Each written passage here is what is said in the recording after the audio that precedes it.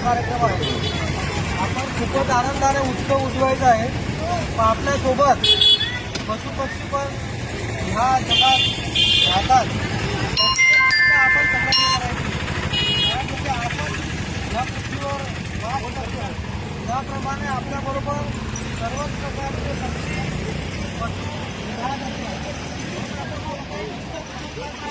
आपल्यासोबत आपल्याबरोबरच्या सगळ्या लोकांना घेऊन त्यांची पण आनंद उल्हास राहील अशा प्रकारे आपण काम करायला पाहिजे. कोणताही उत्सव साजरा करताना कोणालाही नुकसान न होईल अशा प्रकारे आपण आपल्या उत्सवाचा आनंद घेतला पाहिजे. तर जेव्हा आपण पतंग उडवू तेव्हा खास काळजी करायची की ज्याप्रमाणे आपल्याला बॅनरवर दिसतंय की सकाळी 9च्या पहिले आणि संध्याकाळी 5 नंतर आपण पतंग उडवू नये.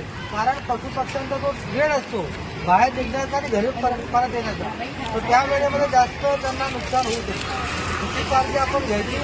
त्यांना काही नुकसान झालं तर लगेच आपण ॲम्ब्युलन्सला कॉन्टॅक्ट करायचं, जेणेकरून ॲम्ब्युलन्स देऊन त्यांना लवकरात लवकर सारवार देईल आणि त्यांचा जीव वाचवू शकेल. आपण शक्यतो प्रयत्न करायचा कोणाचा पण जीव धोक्यात जाऊ नये. तसेच आपण जसं इलेक्ट्रिकचे पोल्स वगैरे त्याच्यापासून पण सावधानी ठेवायची की पतंग आपल्या तारेला टच होऊ नये. ती काळजी कोण घेईल? आपणच घ्यायची. आपण आनंदाने काम केलं, सर्व आनंदात राहिलं तर उत्सवाची मजा वेगळी असते. सगळं लक्षात होणार ना आता? ओके, नमस्कार.